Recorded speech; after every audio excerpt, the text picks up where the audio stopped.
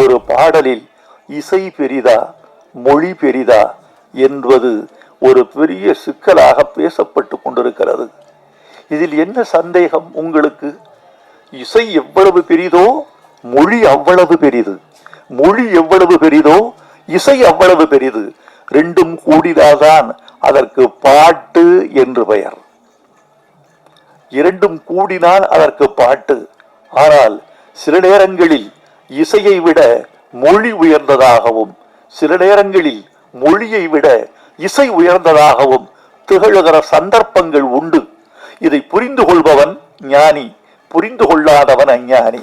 எங்களால் வளர்ந்தவர், எங்களால் தூக்கிவிடப்பட்டவர், எங்களால் லிஃப்டில் ஏறி மேலே வந்து பாட்டு எழுந்தவர், பொன்மாலை பொழுதுன்னு எழுந்தவர். அவர் வந்த இடத்தவே காலில் மிதித்து உட்காந்த சேரவை தூக்கி போட்டு மிதிக்கிற மாதிரி ஒரு பேட்டி கொடுத்துருந்தார். பாரதி ராஜா போய் சொல்லணுன்னா இளையராஜா ஏற்றிருக்க மாட்டார் அப்படிங்கிற மாதிரிலாம் நினச்சி பார்த்துருந்தா இந்த மாதிரி பேட்டி அவர் கொடுத்துருக்க மாட்டார்.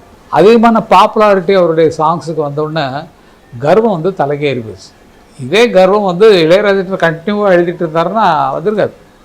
ஏன்னா அவங்க 2 ஃப்ரெண்ட்ஸாக பேசிகிட்டு இருப்பாங்க, அதெல்லாம் பார்த்து நாங்கள்லாம் ரசிச்சுருப்போம். பாரு 2 இதை பேசிட்டு போகுது பாரு அப்படிங்கிற மாதிரி. அப்படி இருந்த நட்பை அவர் இப்படி கொச்சைப்படுத்துவார் அப்படிங்கிறது எனக்கு தெரியல.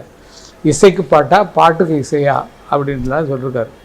பாடல்களை பொறுத்த வரைக்கும் வைரமுத்து அவர்கள் நல்ல கவிஞர் என்பதை ஒத்துக்கொள்ளாமல் தவிர நல்ல மனுஷன் கிடையாது, நல்ல புத்தி கிடையாது. இனிமேல் வைரமுத்து அவர்களே மரியாதை தான் பேசிகிட்டு இருக்கேன். இளையராஜா அவர்களை பற்றி ஒரு சின்ன குற்றமோ குறைகளோ நீங்கள் சொல்வதாக இருந்தால் அதற்குரிய விளைவுகளை நீங்கள் வேறு மாதிரி சந்திக்க வேண்டியிருக்கும். அது நான் என்னன்னு சொல்ல முடியாது. ஆகையால் உங்கள் பேச்சை இத்துடன் நிறுத்தி கொள்ளுங்கள். நன்றியெல்லாம் கிடையாது, நன்றியெல்லாம் சொல்கிறதெல்லாம் வழக்கம் கிடையாது. ஆகையால் வாயை பொத்திக்கிட்டு இளையராஜா பற்றி மட்டும் பேசாமல் உங்கள் வேலையை அவர் எப்படி தனியாக அவர் பார்த்துட்டு திடுறாரோ அது மாதிரி உங்கள் வேலைகளை பார்த்து கொண்டு புத்தகம் போட்டுக்கிட்டு அந்த புத்தகத்தை எனக்கு 200 புத்தகம் வாங்கினா தான் வருவேன், அது நான் 500 புத்தகம் வாங்கினா தான் நான் வருவேன்னு சொல்லிட்டு மீட்டிங்கில் புத்தகத்தை விட்டு சம்பாரித்து நல்லா இருக்கும்.